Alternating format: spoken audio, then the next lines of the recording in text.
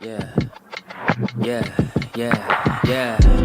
Making her way to the mic. They start dimming the lights. You start feeling alright. From Birmingham, home of the Teddy Longs and the Ruben Studders. More once you discover. For all of the lovers, Whitney Houston and Roman Reigns. For all of the lovers, and Mickey James and Marvin Gaye. For all of the lovers, and Sasha Banks, Janelle Monáe, Silk, Sonic, and Paige. Allow me to say, look, I just found a place, sweet escape for every one of us. I was kinda late, cause I just made it off the struggle bus. Walking by the fate, cause I know it's right in front of us. Yo, I ain't with the hate, gotta focus on what's great. Ladies and gentlemen, Steph Hardy is on the air. Had to drop a couple bars just to make you all aware. So, sit back, relax, enjoy the show. You know I go by Joe or the rest of the flow, yeah.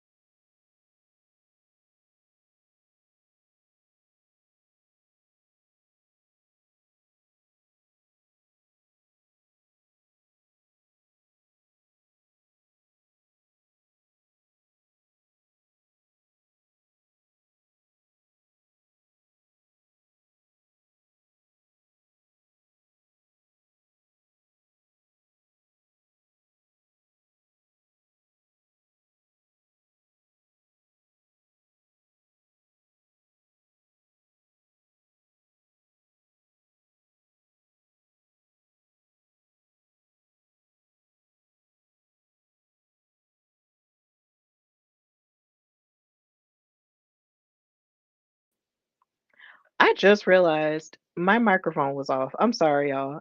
It has been a crazy day. Um, I'm gonna edit that later, but either way, your girl is here. Stephanie is here.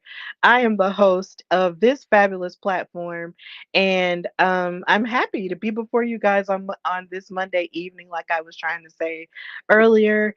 Um, and the episode was supposed to look a little bit differently this past weekend.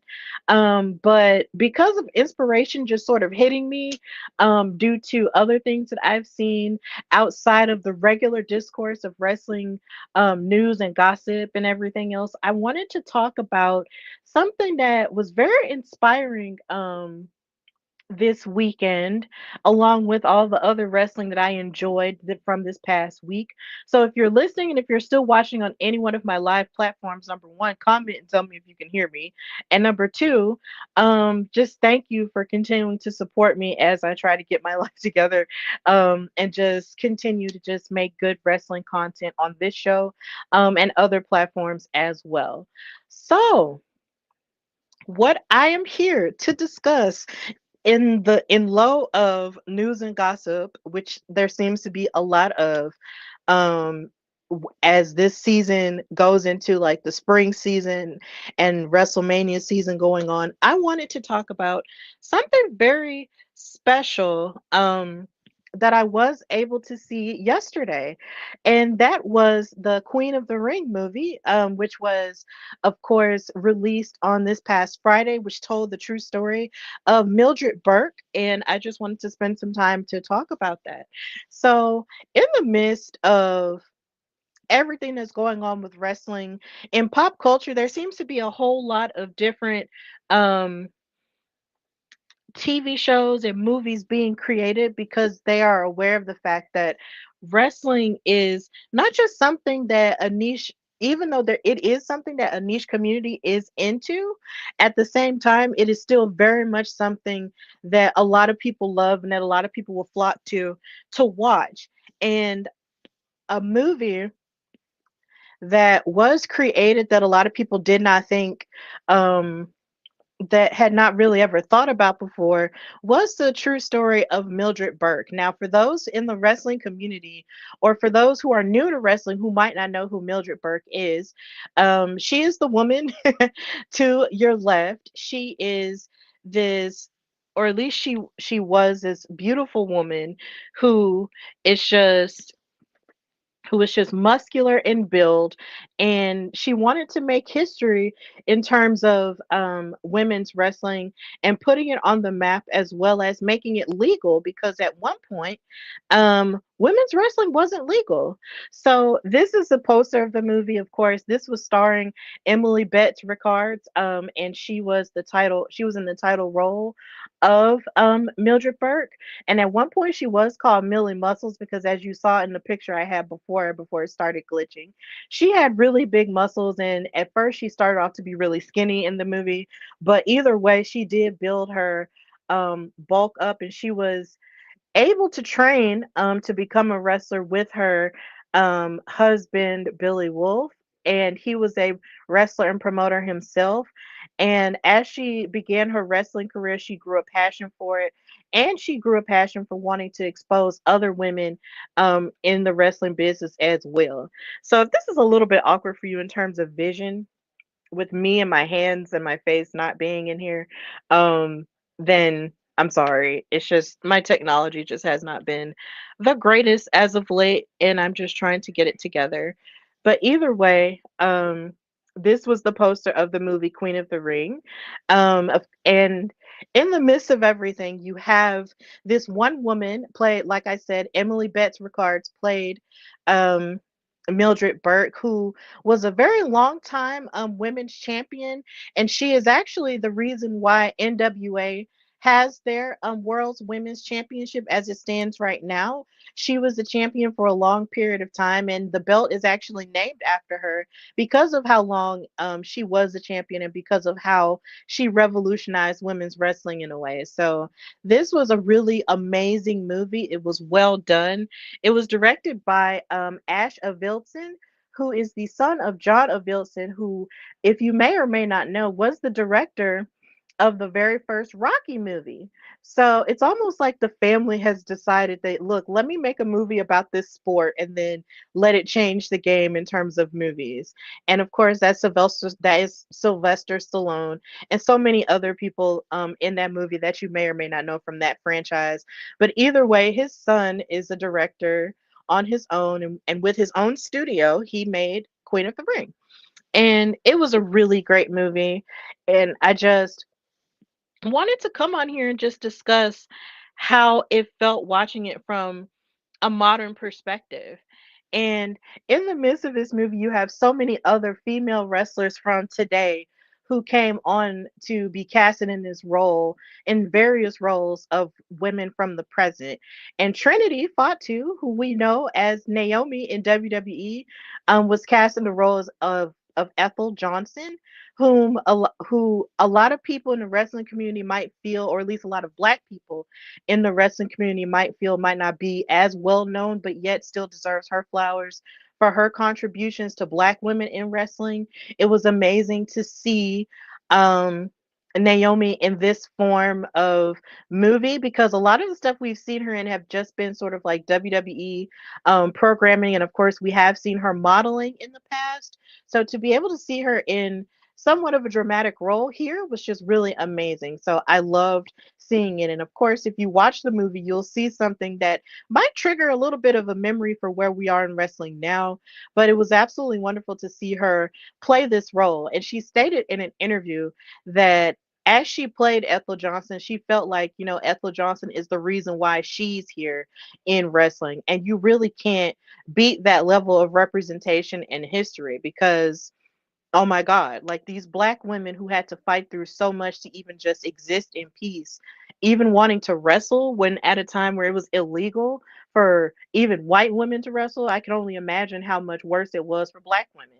So the fact that you have her playing Ethel Johnson, and then others playing other black female wrestlers in this movie. It's just absolutely fantastic, and I just love it so much. So moving on, we had Babs Wingo, who was played by I believe her name is Damaris Lewis. If you are watching this live, please correct me if I get any of these people wrong. But either way, um, Babs Wingo was also known as Battling Babs Wingo, and she was one of the black female wrestlers who here again revolutionized black women in wrestling in terms of representation, like Ethel Johnson did. And her and another woman whose picture I could not find right now to correlate it with the actress, all three of these women were standing together and holding hands, and they called each other sisters. And they were very much known for their gymnastics work and wanted to transition into wrestling. So they found Mildred and started training with her to get started in the business, and or at least within the context of the film. And it was just really cool to see all of that happen in the midst of such a hard time back then for them. And I understand that right now this actress is going viral for what she said on AEW Revolution when they were promoting the movie and talking about what she learned about the wrestling business. And honestly, what I want to say to this is that she's an actress first, and in terms of being an athlete, she's a wrestler second. And anything that she learned from this movie that she did share, um in a way that might have been a little bit off-putting to regular wrestling fans. It might have been weird to hear, but at the same time, you have to understand that these are new people who are coming into a world that was previously unfamiliar to them more than likely. And then on top of that, she had answered a question like that before, but then someone said that she might have answered it a little bit better than she did on AEW Revolution in front of everybody. She might have been nervous, but I feel like us as wrestling fans are horrible when it comes to giving outsiders grace of coming into our world. Even though I understand that it's been times where we've been made fun of and ostracized for liking wrestling, that doesn't mean that we can't open our hearts still and invite people in, and correct them when they're wrong, yes, but not correct them in a sense that's all that would make them never want to come back. And I feel like we really need to just give this amazing actress some grace here because she really brought a lot of gravitas to the role of Battle and Babs Wingo. I appreciated her presence here in this film, and I just really think we need to just give her a break. That's just how I feel about it. You can feel differently, but either way, I just feel like we should give her a break. But moving on with the rest of the cast, we had Mae Young in this film, played by Francesca Eastwood. And if that last name sounds familiar, it's because she is actually the daughter of Clint Eastwood, the legendary actor and director. This surprised me because I thought, hearing her last name, I was like, okay, well, maybe she's just a new actress. No, she comes from acting royalty, Hollywood royalty. And she played the role of Mae Young. And she brought a lot of badassery and a lot of grit to this role that I really feel like would definitely make Mae Young feel proud if she were here to see it. I really appreciated, the story that they told with her and just how unapologetic she was in being herself. So I just really appreciated her presence here um, in the movie, and I appreciated her performance here, and it was just really, really great. So, big ups to Francesca. I hope to see her in more movies as the rest of her career continues to blossom. Because as I did my research, Francesca is relatively young. So, the more her career grows, the more I think she'll get into more things if she wants to. And she did a phenomenal job as Mae Young. And it was just really insane for me to look at Mae Young in this context because, of course, growing up in the 90s and in the 2000s, you were used to seeing Mae Young as a much older woman who acted like she was just a crazy frisky person um, and who would still take bumps as much as she could and stuff, but yet still just in some wacky situations. But in the midst of that, craziness and also in the midst of her also getting inducted into the Hall of Fame with WWE, it's just I guess in the midst of all that craziness, it can be a little bit easy to forget that this woman really did, help. She really was a pillar and a pioneer for women's wrestling. So this role, the woman who played her, Francesca, definitely brings that to the forefront while also having her own swag to it, and I like it a whole lot. So big ups to Francesca Eastwood and her performance of Mae Young, and rest in peace to Mae Young because she was awesome for what she was for the 90s and the 2000s. She was awesome, and also for what she was in the past, she was awesome too. So it was cool. Now, we got to get here to Miss Ma'am, Miss Tony Russell, as she was known in the credits of this film. But of course, we know her in the wrestling world as Timeless Tony Storm, the AEW Women's World Champion, still the AEW Women's World Champion after yesterday. She played the role of Clara Mortensen. Now, this was a wrestler I had not previously heard of before this film, but I was really fascinated with how people were handling business with her, and it was just really interesting. Once you watch the movie, you'll understand. But I loved her presence in this film, and the thing about Tony that continues to wow me no matter what she does, it's just the fact that she just transforms. She transforms in the way that an actor, like not a method actor, but the way that an actor would that's really dedicated to their craft, like say a Jamie Foxx or like a Chadwick Boseman or someone like that. Like they completely become who they're supposed to be on screen. And for a woman who kind of started off as like this badass rocker girl in the Mae Young classic when I first saw her, and then now she's this, Hollywood starlet character in AEW, and to her transforming into this California bombshell for this movie, it was just absolutely enthralling. Like I couldn't stop staring at her and I couldn't stop listening to her speak because you would have thought she really was from the United States.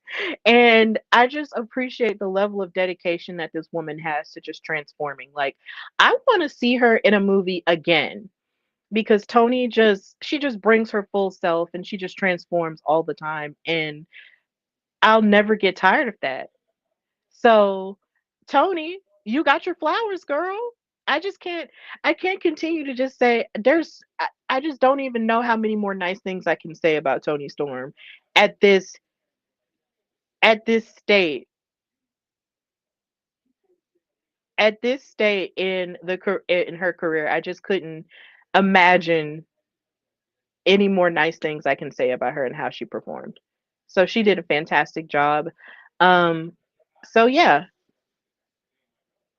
now, moving forward with another fascinating character that was played by another wrestler, you had Camille, who played the role of June Byers. And this was, I believe, a person whose name I had heard in passing in terms of women's wrestling history, but had not really done a whole lot of more research into her. I appreciated the fact that Camille played this role as powerfully as she did, and how she sort of just felt like she was just the big girl, that everybody had to run through in order to be the best. And June and the way she played this role was fantastic. And also from a historical standpoint, when you think about her fighting Mildred Burke and think about the history that Camille made with that title by holding it for close to 2 years, and just holding it and making that title for what it was for back then, it's just really nuts for her to even see her in this role. Like it was just really good. Um, and she did amazing in this role. So I just thought she did great. And from a historic standpoint, from a women's wrestling historic standpoint, it made sense for her to play this role and be in this movie because she is the literal embodiment, just like Naomi is. She is also the literal embodiment of what Mildred Burke and also so many other women, um, like Babs Wingo and like Ethel Johnson, wanted women's wrestling to be, and it just felt right. So Camille did an excellent job in this film, and I can't wait to see, how you guys felt about the role that she played in it. But either way, she was very, very dominating in the way that she is in the ring too. So it was great. I loved her performance. Then, of course, you had Elvira Snodgrass. I forgot the actress's name who played Elvira Snodgrass, and that story was very interesting too. She did an excellent job as well. So yeah, Elvira was not someone that I had heard of either, but she is someone that I am interested in doing more research on as I continue to dig into women's wrestling history. And then you also have one of my personal favorites, Gladys Killam Gillum, played by Deborah Ann Woll. And she is one of my favorite actresses because I used to be a massive True Blood fan. If you watched that show on HBO a long time ago, she played Gladys. And the reason why she was, but that's not the only other reason as to why she was one of my favorite characters in this movie.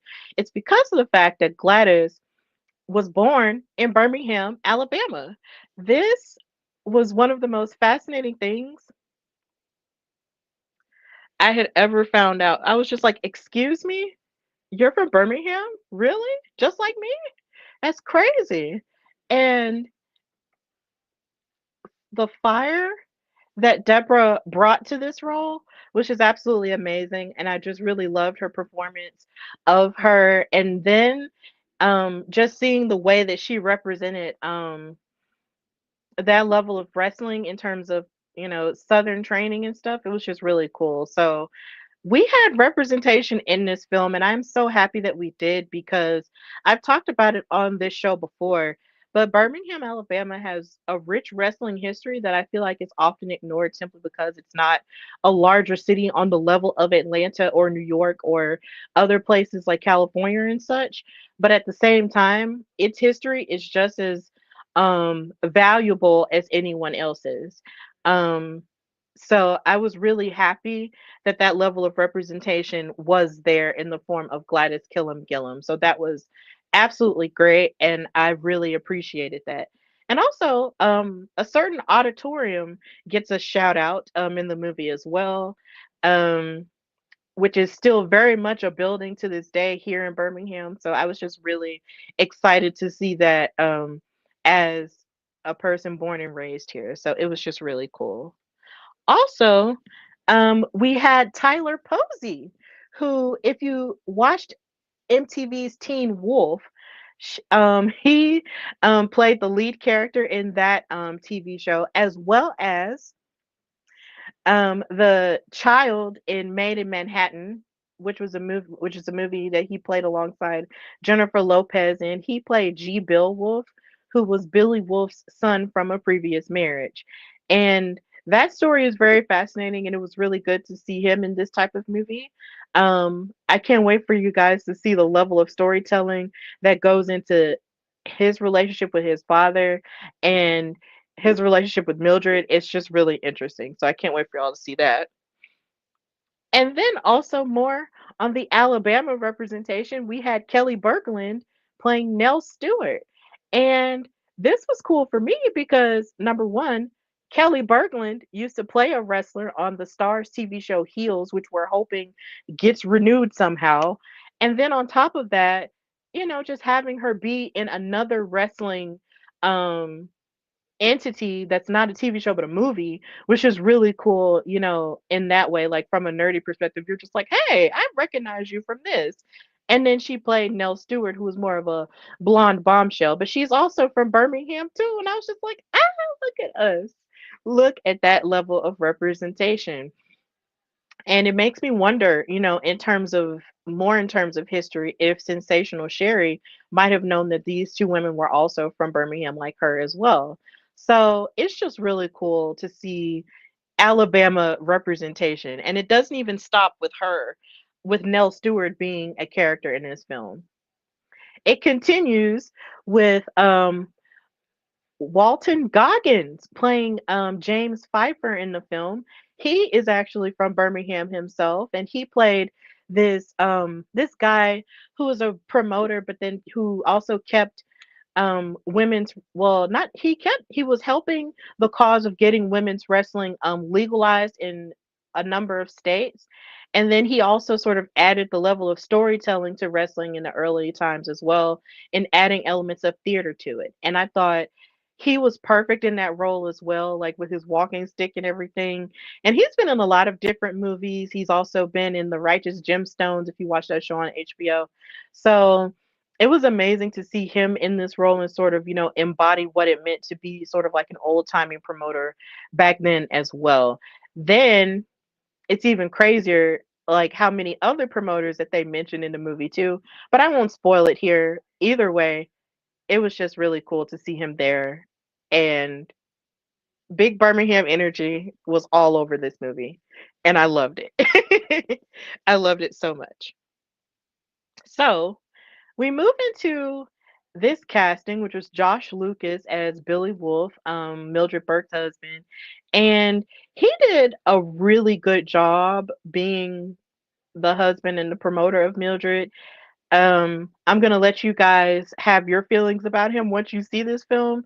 But Josh Lucas is a guy who I really feel like deserves a little bit more credit as an actor. I feel like he's severely underrated, and yeah, he just deserves more flowers, especially for the way he played this role. So, yeah, he did a great job. So we're just gonna move on from that. And just to bring it to the present day, the thing that this movie really did for me was just inspire a lot of fire and a lot of passion within me that of course was already there, but it just made me feel really good as a woman within the wrestling space to see how this woman had to fight through so much crap in order to even want more for women, not only just for herself but for so many others. Like this woman was the highest paid woman in all of professional wrestling. She was almost a millionaire. She did it all. She was a millionaire and she did it all as a single mom. And then, of course, after she passed away, or at least a little bit before she passed away, they named the NWA World Women's Championship after her. The title is called The Burke, so it's literally named after her. And she had her picture in the original version of the title. So now every NWA Women's Champion that holds the title has their picture underneath or has their picture in the middle of it. And it's just really cool to see that that tradition continues to move on years after Mildred Burke made her mark in the women's wrestling landscape. And of course, the current champion is Kenzie Page, who dethroned Camille, like I said, after 2 years of holding that title.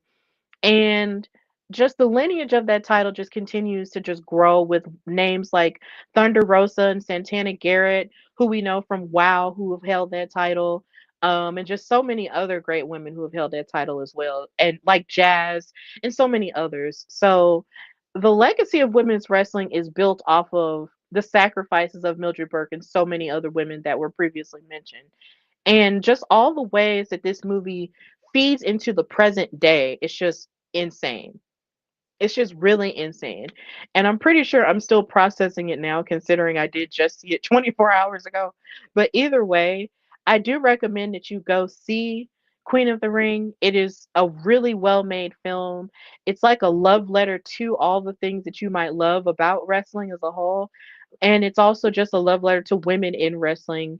And I just recommend that you go see it because it is just so, so good. So, yeah, that was all I had to say about Queen of the Ring.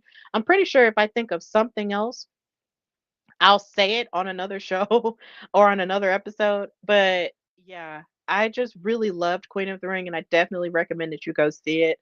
Um, there's just so much that it speaks to, not even with just women in charge in the ring, but also just having women also like pave their own paths and not having to just depend on a man to do it for them as well. Like there's just so many elements to it, to womanhood as a whole, that it speaks to. And I just recommend that you go see it. I know it might only have like a few showings in certain places, but please, please, please go see the film because it's just really good. So that that's all of what I had to say about Queen of the Ring. And now, of course, I'm going to move into talking about what I liked in wrestling this week. And we're going to start with the women. Happy Women's History Month, y'all. So, Raw, in terms of women's action, had the Women's Intercontinental Championship on the line between Lyra Valkyria and Ivy Nile.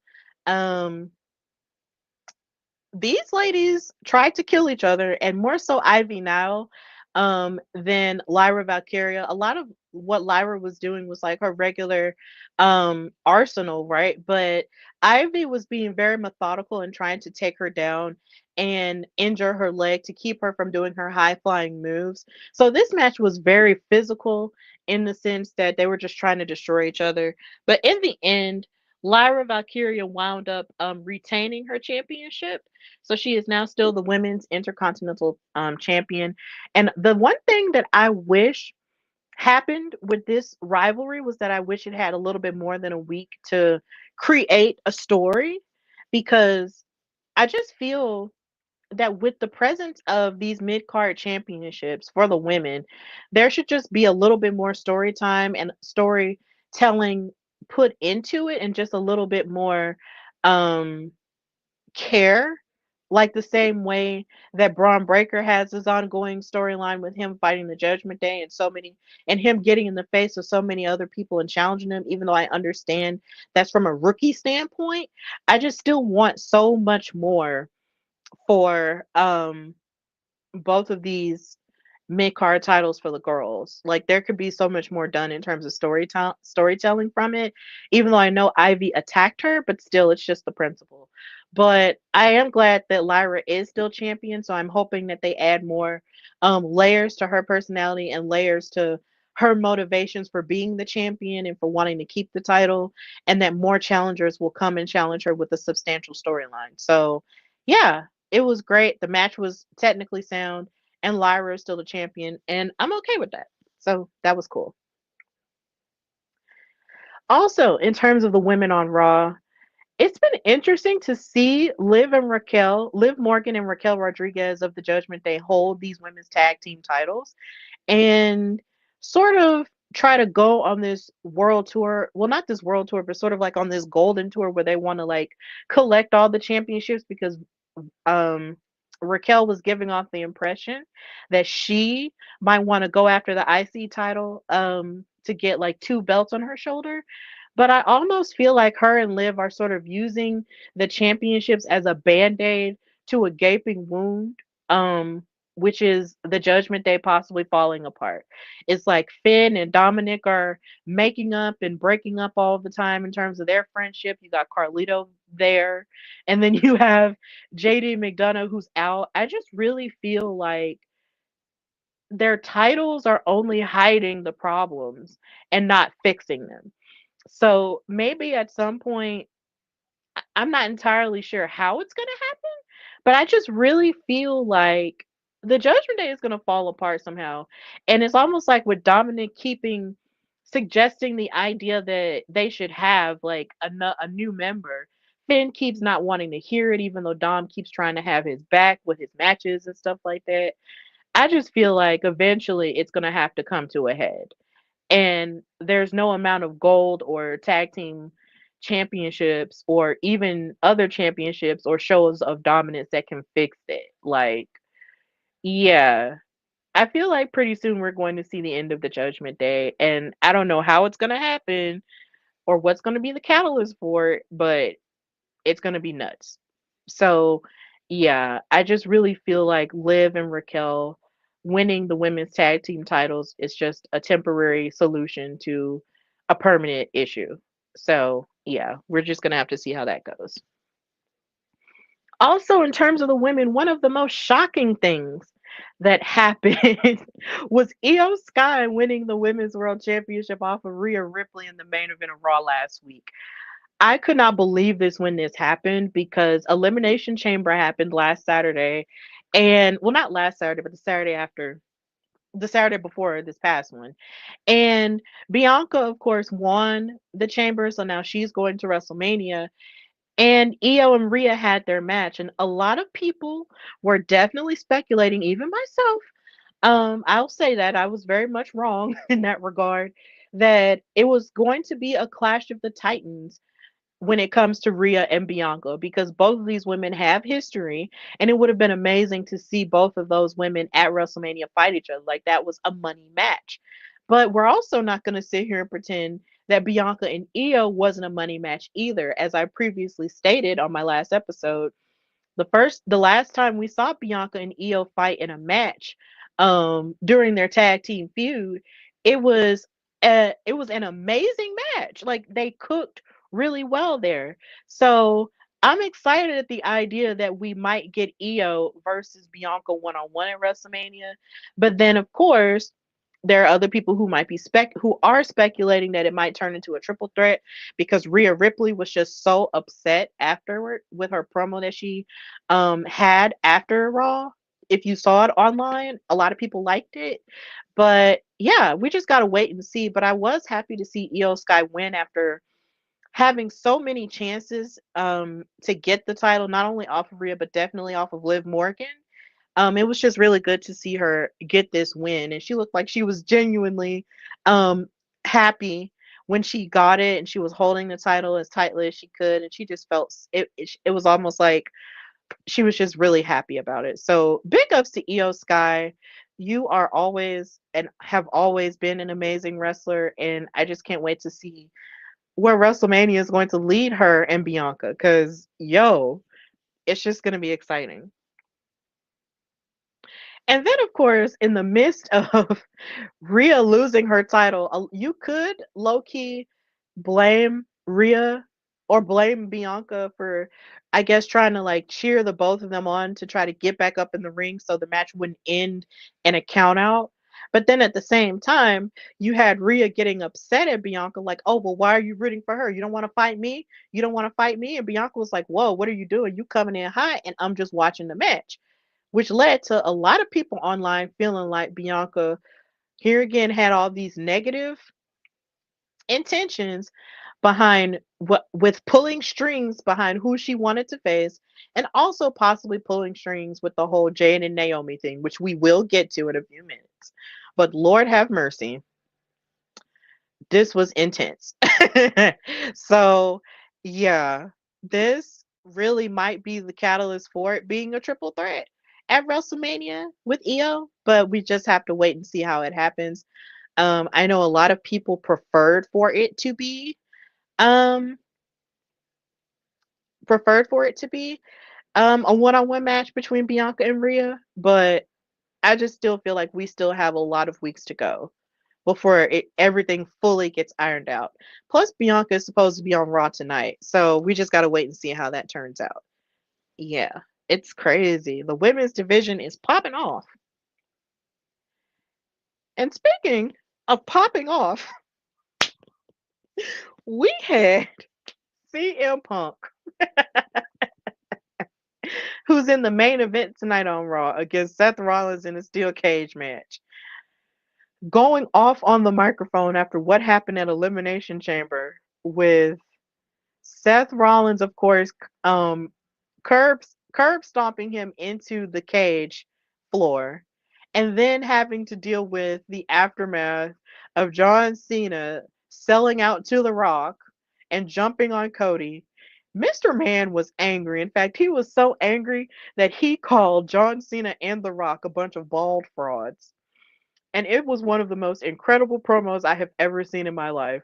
Now, I know a lot of people in the wrestling community might question whether or not he can go in the ring as well as he used to. But the one thing that will never stop being a thing is him being good at promos. This man will grab a microphone and make it the deadliest weapon you have ever seen in your life. Bald fraud, and then he was going like this and mimicking The Rock saying this BS. And I was just like, bro, not you calling out everybody. It was sick. I absolutely loved it. CM Punk, who is absolute like an unhinged CM Punk, is just excellent for my mental health.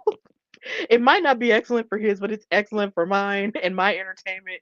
I just love it. It's just absolutely incredible. The way he like just unleashed his scathing promo on all of these men for just just acting beneath the right way. It was just insane. And I'm just this is a CM Punk stan account because of that. Don't don't be a bald fraud out here. Please don't be a bald fraud.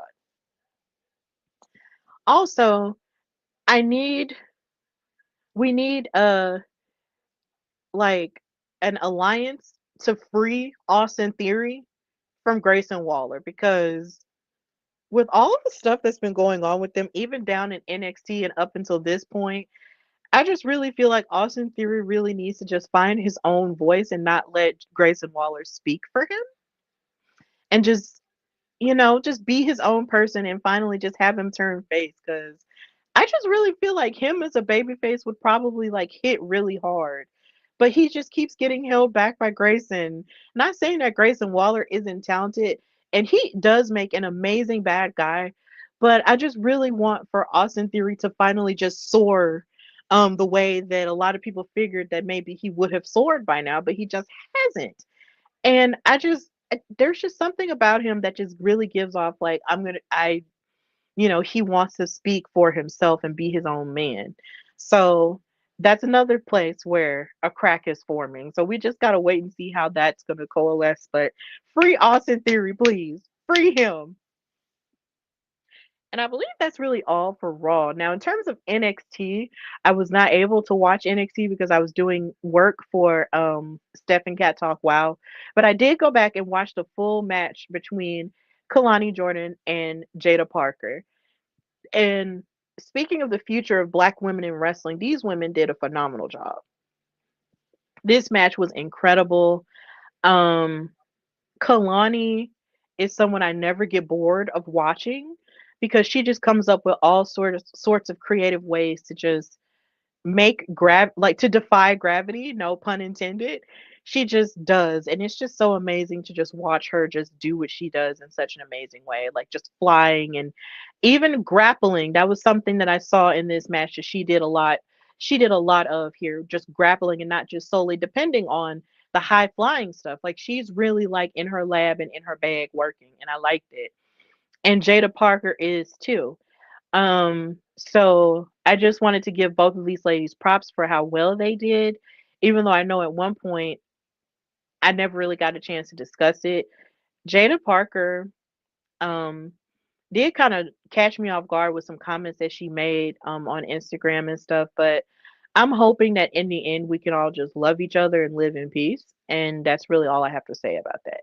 But from a wrestling perspective, both of these women did a phenomenal job, and I just can't wait to see what else happens because Jada did yell into the camera after this match was over because she won, and told Julia and Stephanie that she was watching the winner takes all match between them at Roadblock Tuesday. And I'm just like, so which one of these women do you think you finna challenge? You think you finna challenge Stephanie and Julia? Okay, girl, we'll see. But, something that Jada always has is just attitude, and she just has an unabashed and unapologetic belief in herself. So we'll just wait and see what happens here. But either way, this match was fire. I do recommend you go back and watch it because the CW actually has it to where you can watch full matches on their YouTube channel for free. So go on there and look at the match if you missed it because it was fantastic. Now, moving into the SmackDown side of things for the women, Chelsea really did get a new Secret Service agent in the form of Alba Fire.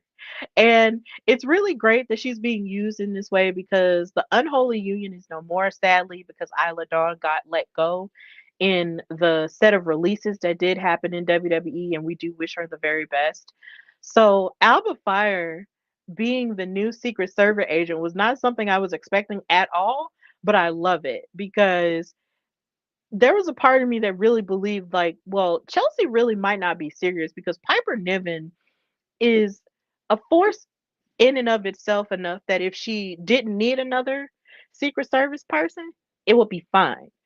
But the fact that she does have one now, it's just like Chelsea's not going to stop until she actually takes over and actually becomes president of the United States, which might not be a bad idea at this point.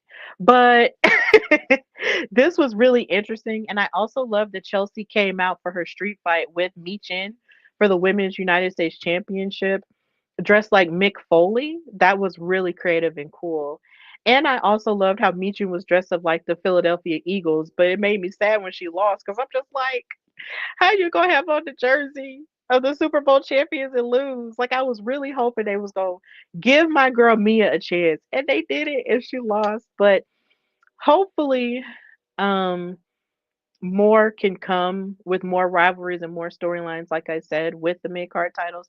I know Zelina Vega has sort of been angling for her chance at the title, and I'm really excited about that because y'all know that's my girl.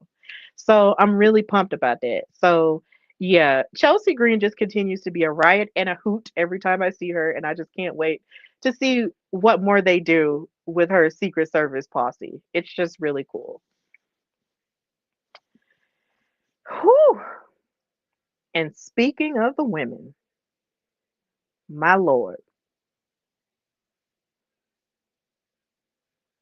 I'm trying to figure out where to even start with these girls. We get to Bianca looking for answers on SmackDown as to what happened at Elimination Chamber because, of course, y'all know Jade Cargill came back, made her glorious return, and attacked Naomi in the chamber match. Bianca was distraught, didn't know what was going on. And she said that Naomi wasn't answering her calls and texts, and Jade wasn't answering her calls and texts. She just didn't know what was going on. So Bianca came out here in this fabulous black suit that was bedazzled with diamonds. And it was almost like she was going to the most fashionable funeral you have ever seen in your life. And I enjoyed her entire outfit. And it looked like something that I would definitely wear. No matter. She asked Naomi, girl, why did Jade attack you? What's been going on? What's the deal? And Naomi said, look, instead of focusing on Jade, we need to focus on getting our tag titles back and you need to focus on WrestleMania. But Bianca wasn't trying to hear that. She was like, look, I really think you're trying to make me look like a fool right now and you're trying to gaslight me. So you really need to tell me what's happening because we are here to talk about Jade. And the more Bianca brought up Jade, the more Naomi got irritated. And I'm looking at this like, what the heck is going on? Like, what is this leading to? And so Naomi starts crying and talking about how much she believed in them and how she let them be great and didn't say a word when they joined each other as the big three and became tag team champions. And how she felt like she was left to fight on her own whenever she was trying to go after singles glory. And she just felt like every time she tried to stand up for herself, everybody was turning her back on her. But it got so bad to the point to where Bianca actually had to call her government name and say, Trinity, stop. And then Naomi said, and then once Bianca told her, look, it's either a yes or a no. Did you attack Jade? And then Naomi said, look, I did it. You wanted the truth so bad. Now you've got it. I did it. And everybody was shook and shocked and screaming in the audience. And then Bianca started crying. It was just a very emotional scene right here. And then Naomi was saying she did it for Bianca because she felt like Jay was trying to ride her coattails and ride off of her excellence and her hard work. And it was just really nuts to hear her say all of that. But in the midst of that, Bianca gets upset and she walks away. And Naomi even called her an ungrateful bitch. And I was like, I know I might be crying right now, but I'm gonna wipe these tears and take off this mascara and beat the holy crap out of you for calling me an ungrateful B word. I'm sorry. You're not gonna get away with that. You ain't finna get away with that. That's not gonna work. But before Bianca could even come to, Jade comes out and beats the crap out of Naomi, who has just taken off her neck brace. So I guess she was getting ready to attack Bianca after, she was angry and saying that she should have pushed Jade harder and all of that. But Jade pops up and Bianca was like, look, that's all you. You go ahead and you handle it. And Jade beat the crap out of her and gave her the jaded. But right when she lifted Naomi up for the jaded, she was like, Bianca! And then she landed. And I was like, oh my God. If there was ever a time for women's wrestlers to get awards for anything, this right here would be the time. I know everybody has said it online at this point, but these girls deserve an Emmy. They deserve every award that's ever existed, a BET award, a BET hip hop award, even though I know that's for rapping. They deserve everything for this. Like, Black women performing, doing their absolute best, eating the dialogue down, showing emotion. This is how you tell a story. This is how you tell a story right here. And also, let me just say, I was right. I knew Bianca didn't attack her. I was on Bianca's side the whole time. I did not think Bianca attacked her. I did not. Because it's like I said, Bianca is the type of woman who's going to fight you face to face. She doesn't have to sneak you to do it. She doesn't have to sneak you. She doesn't have to do that. And honestly, Naomi didn't have to do it either. She just chose to do it that way because I guess she just hated Jade so much and the idea of her. But Jesus, the drama. Naomi attacked Jade, and it breaks your heart because, like I was talking about earlier with the three black women in Queen of the Ring, when I saw them in that movie right there together, even with Naomi in it, I saw in the present form, I saw Jade and Bianca and Naomi right there. It's in the present. It's right there. It's like these women of the past set forth for what we are seeing right here and now. These women being dominant, being excellent, being able to tell stories that are very layered and not just stereotypical stuff. Like this is the stuff that they fought for right here. Like on a real note, this was I feel like this movie, Queen of the Ring and also just this was made for such a time as this cuz these three women brought all of the emotion, all of the beauty, all of the fashion and everything that they could have brought and all of the drama and all the acting and the skill and all of that to this. And it was just so glorious. Like it's gotten to over 1 million views on YouTube alone. Yeah. This was probably one of the best women segment of the year. And mind you, it is just March. So there is no telling what else we're about to see. But the fact that it is just March and this was like the best women segment ever, along with everything else that Tony Storm has going on, it's just chef's kiss. I wouldn't change anything about it. Nothing. The only thing that I'm hoping now is that maybe Naomi and Jade will fight at WrestleMania because that would be insane and I would love it. But, here again, we just got to wait and see where the road is going to take us. But my God, these women here, they gave us everything. And I mean everything, absolutely everything. And I am so proud of them. I've always been proud of them, but I am super duper proud of them now. So proud of them. If I haven't said it before, I'm gonna say it again. I am so proud of Bianca Belair, Naomi, and Jade Cargill. So proud of y'all. So proud of y'all. Thank you, Jesus. So yeah, we're gonna but it was very dramatic. It was to a point where I thought I was gonna cry with Naomi crying. I was like, let me take off my glasses. I was close. I was real close, but I didn't cry, but I was real close. I was like, no. But thank you. Thank you. It was amazing. So another thing that I love with the women on SmackDown, Charlotte Flair, her fashions have been eating lately, and I feel like nobody has been discussing it enough. And I'm really upset because I feel like there is only one person that I personally know who used to be in the wrestling space who could have talked about this with like knowledge and fervor that I can't bring to it. But when I tell you, Charlotte really has been eating down with her fashions that she's been choosing here lately, she really has. This outfit was amazing. And the fact that she had on these boots and this brown outfit and was doing the figure eight on Tiffany after her match with Piper was just absolutely nuts. So, yeah, I'm still excited about this match. I know some people online in the online streets were saying that they feel like this build isn't up to par per se. But here again, I'm still saying let's just wait and see. Let's just because different matches are gonna have different builds, and it's just everything is a different story. So we still have to wait and see how everything's gonna coalesce. But as you can see, you have Charlotte who is constantly beating down on Tiffany. I think this is probably the first time we've seen her get jumped. Seeing Tiffany get jumped by Charlotte, because Tiffany has been getting beat up by everybody else, but still, Yeah, Tiffany's gonna have to lock in because you this is a horsewoman now. It's time to get real. It's time to get serious, Tiffy. But this was amazing. I love it.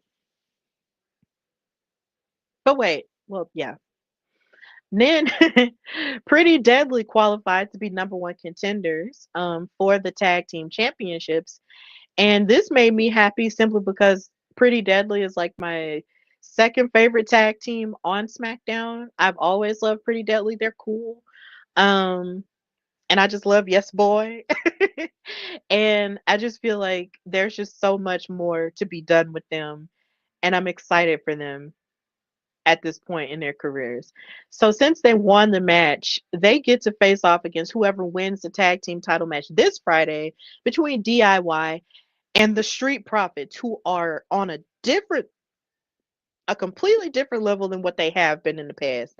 They are more aggressive than they ever have been. And I'm ready to see them finally win because the Street Profits have been losing so much to the point to where I was very worried. I was just like, bro, what's going on with my Street Profits? Give me my Montez and give me my Angelo. Make them make them be who they once were again. Like, what's going on? Like, I was very sad and disappointed because I was just like, they keep losing so much.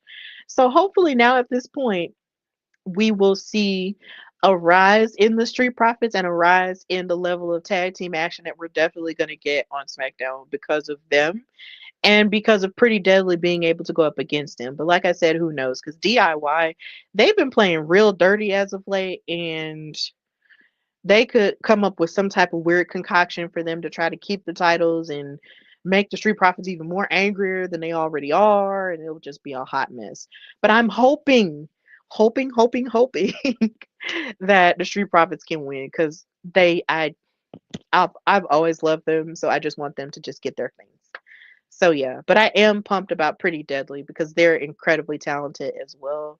And I just want them to lean more into their comedy stuff because I feel like they've been sort of moving away from it a bit. And I just want them to lean more into their comedy stuff because they were really funny in NXT. They were hysterical. So if they just bring that hystericalness back, then I'll be fine. Hopefully it'll translate. But either way, I love them.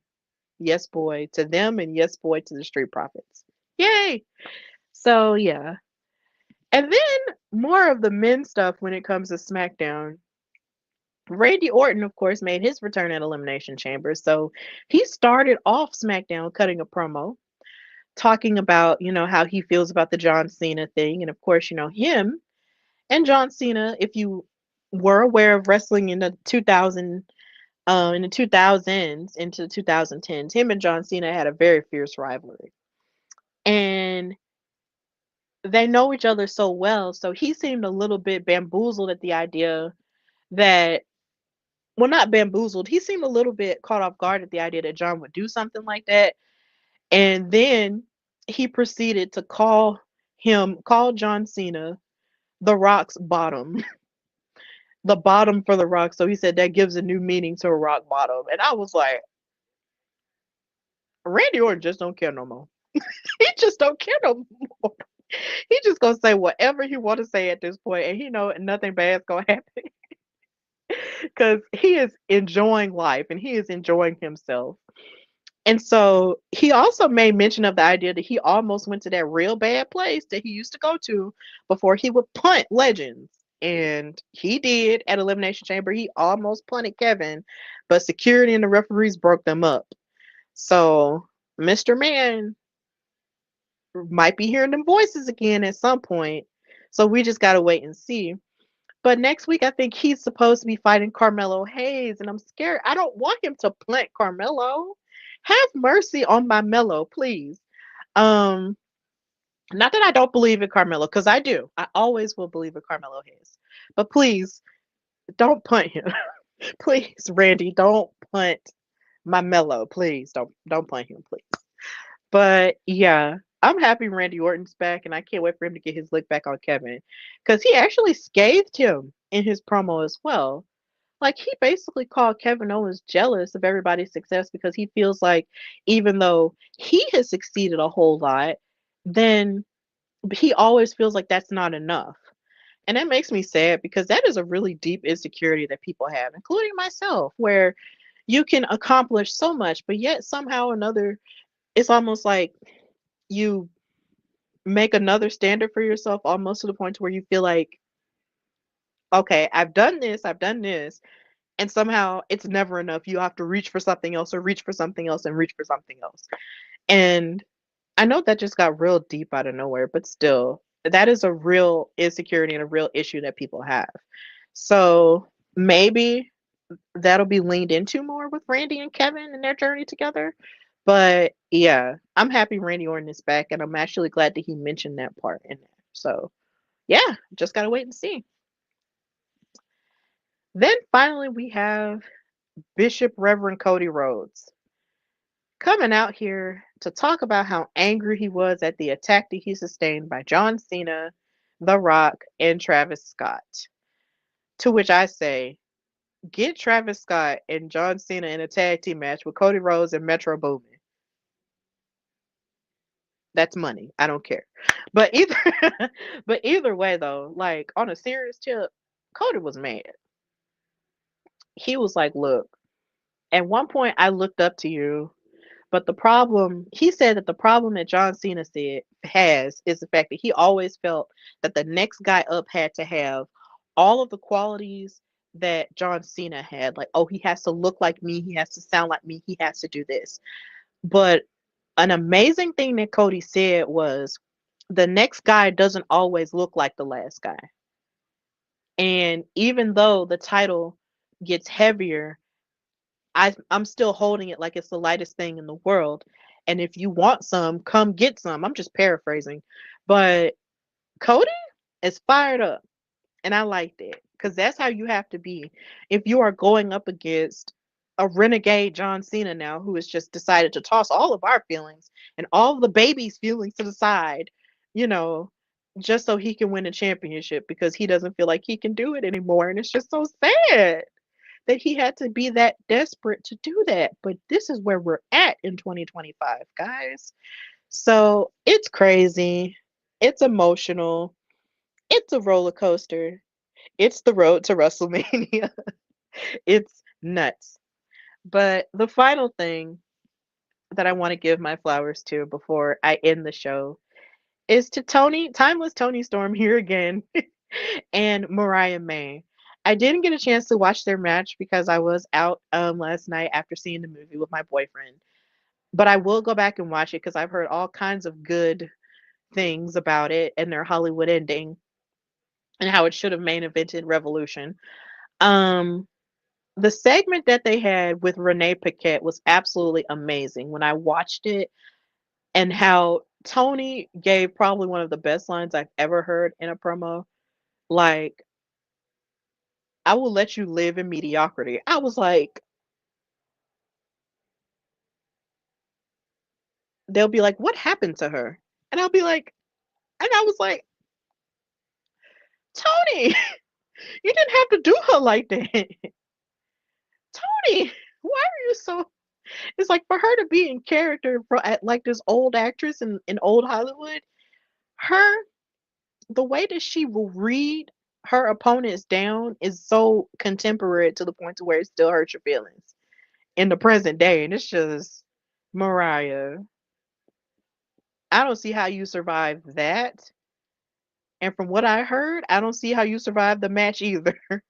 But yeah, that promo was fantastic between those two. And then the way that it ended when they said, when Renee Paquette said, look, I'm praying for you both.